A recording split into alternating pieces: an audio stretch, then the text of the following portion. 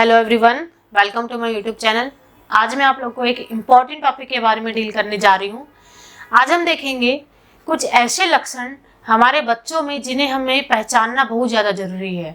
हम उनको नहीं पहचान पाते, जिसकी वजह से हमारे जो बच्चे हैं वो मानसिक तनाव की ओर जाते हैं।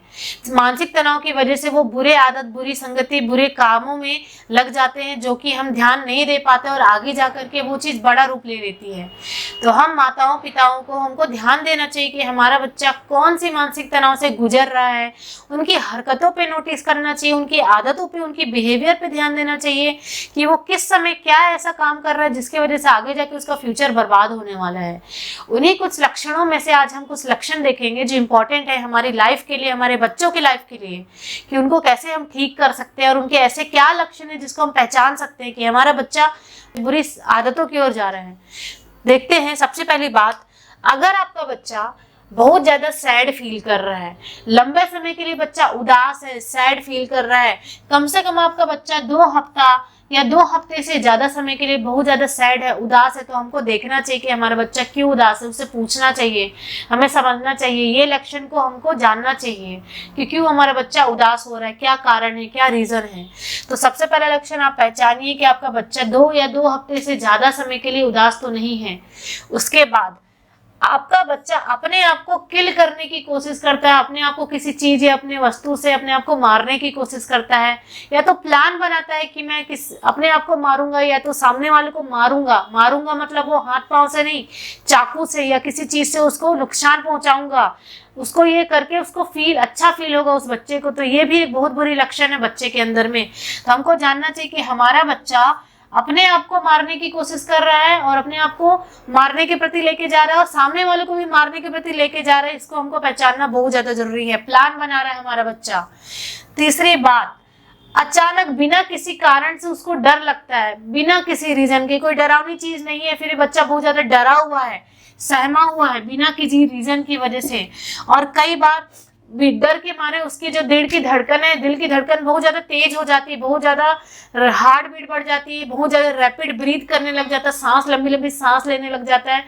जब आप देखने जाओगे तो सामने कोई कारण नहीं, उसको डर का कोई कारण नहीं है, लेकिन वो फिर भी ऐसा हो जाता है, घबराने लग जाता है बच्चा। तो हमको इसको ध्यान देना है कि हमारे बच्चे के साथ ऐसा क्यों हो रहा है। उसके बाद दूसरी बात, आपका जो बच्चा है हमेशा स्कूलों में, कॉलेजेस में फाइटिंग में इन्वॉल्व रहता है, मारपीट में, दूसरों को मारना है, पीटना है, फाइटिंग में ज्यादा पल इन्वॉल्व रहेगा, या तो अपने साथ कोई वेपन रखेगा दिन भर, चाकू हो गया, माचिस हो गया, रस्सी हो गया, या कोई ऐसा गन हो गया, हथियार हो गया जो दूसरे को नुकसान पहुंचाता हो। तो इस सब चीज के बारे में हमको नॉलेज होना चाहिए कि हमारा बच्चा ऐसा कर तो नहीं रहा है, क्योंकि वो हमेशा यही चाहेगा कि मैं सामने वालों को बहुत बुरी तरीके से नुकसान पहुंचाऊं, बुरी तरीके से हर्ट करूं। तो इन सब चीज के बारे में हमको ध्यान देना कि हमारा बच्चा इस चीज में कोई इन्वॉल्व तो नहीं है। उसके बाद उसका बच्चे का जो बिहेवियर, 5वीं बात, बच्चे का बिहेवियर आउट ऑफ कंट्रोल रहता है। आउट ऑफ कंट्रोल बिहेवियर मतलब बहुत ज्यादा एंजाइटी, बहुत ज्यादा गुस्सा, बहुत ज्यादा फ्रस्ट्रेटेड बच्चा रहेगा। छोटी छोटी बात में बच्चे को चिड़चिड़ापन आएगा, गुस्सा आएगा, एंगर आएगा, वो किसी भी चीज को एक्सेप्ट नहीं करेगा, वो अपने आप को नुकसान पहुंचाने की कोशिश करेगा या सामने वालों को बहुत ज्यादा नुकसान पहुंचाने की कोशिश करेगा। ये भी एक लक्षण है बच्चे के साइकेट्रिक बिहेवियर होने का। 6वीं बात, अगर आप उसको खाने के लिए दोगे तो वो खाना नहीं खाएगा, रिफ्यूज करेगा, खाना हटा देगा, बिल्कुल भी नहीं पसंद है मुझे खाना, या उसकी चीज की पसंद नहीं रहेगी कोई भी चीज, उसको आप अपनी पसंद की चीज दोगे तो वो बिल्कुल नहीं खाएगा, हर चीज को फेंकेगा। आपको कुछ दे रहे हो आप उसको सामान तो आपके सामने से फेंक देता है, बिल्कुल भी पकड़ता नहीं है, रखता नहीं है, वो भी एक लक्षण है। और कुछ बच्चे ऐसे होते हैं, उनके मानसिक तनाव इतना ज्यादा रहता है, अगर बच्चे मोटे हैं तो उनको ये टेंशन रहता है मैं बहुत मोटा हूँ, सामने वाले मेरे फिगर देख के क्या समझेगा, मुझे बिल्कुल अपने फिगर को पतला करना है, तो वो अपने से दवाई लेने स्टार्ट कर देता है। लैक्सेटिव बोलते हैं उसको, लैक्सेटिव नाम की दवाइयां लेने स्टार्ट कर देता है, जिसकी वजह से उसका वजन अपने आप डाउन हो जाता है, वो पतला होने स्टार्ट हो जाता है। तो अपने आप को स्लिम एंड ट्रिम करने के लिए बच्चा एक प्रकार का लैक्सेटिव नाम के मेडिकेशंस खा करके अपना वेट पूरा लूज कर देता है। ये भी एक प्रकार का साइकेट्रिक सिम्टम है।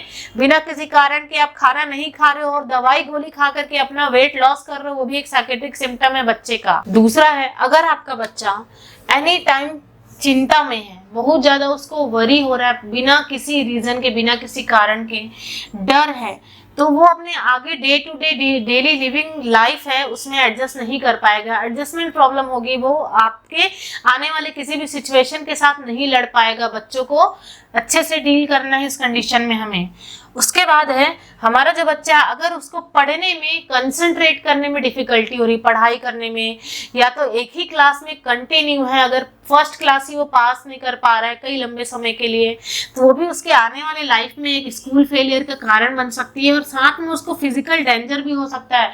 फिजिकल डेंजर मतलब उसके शरीर में ही डेंजर फील होगा। डेंजर फील मतलब उसका कंसंट्रेशन लेवल इंक्रीज नहीं होगा, जिसकी वजह से उसके सोचने की, समझने की, रीजनिंग करने की, जज करने की क्षमता आगे नहीं बढ़ेगी। कॉग्निटिव स्किल इंप्रूव नहीं होगा, जिससे बच्चा एक समझदार बनता है, वो सारी स्किलें उसकी इंप्रूव नहीं होगी। तो ये सब हमको ध्यान देने की हमारा बच्चा किस कंडीशन में है।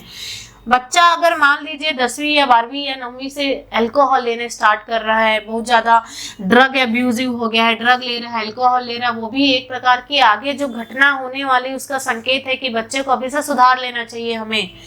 सीवियर मूड स्विंग, अगर आपका बच्चा बहुत जल्दी गुस्सा होता है, अचानक बहुत ज्यादा गुस्सा होता है, बहुत ज्यादा हैप्पी होता है, बहुत ज्यादा वरी होता है, फियर होता है, वैराइटीज ऑफ इमोशनल उसके चेंजेस होने स्टार्ट होते हैं, तो इन सब में हमको ध्यान देना चाहिए कि हमारे बच्चे का मूड स्विंग हो रहा है। ये सारी बातें माता और पिताओं को ध्यान देना चाहिए। उसके बाद ड्रास्टिक चेंजेस इन बिहेवियर और पर्सनालिटी, अगर जो बच्चा उसके बिहेवियर में, उसके स्वभाव में अचानक बहुत बड़ा चेंजेस हो जा रहा है, उसकी पर्सनालिटी एक अच्छा पर्सनालिटी से लेकर के बच्चा बहुत बुरा पर्सनालिटी बन जा रहा है, तो ये सारी कारण है, लक्षण है, जिससे बच्चा आगे जाकर के उसको मानसिक बीमारी होने की संभावना है। तो ये कुछ 11 लक्षण आज जो मैंने बताया वो इम्पोर्टेंट लक्षण है, जिससे बच्चे को हम मानसिक बीमारी होने से बचा सकते हैं। वही बचा सकते हैं माता और पिता जो उनको ध्यान दे सके। तो हमें अपने काम काज से थोड़ा सा समय निकाल करके अपने बच्चों को भी ध्यान देना चाहिए, जिससे उनके जिंदगी में होने वाले प्रभाव से हम उनको बचा सकते हैं। आई होप आज की टॉपिक आप लोगों को अच्छे से समझ में आई होगी, and thank you for watching my this video.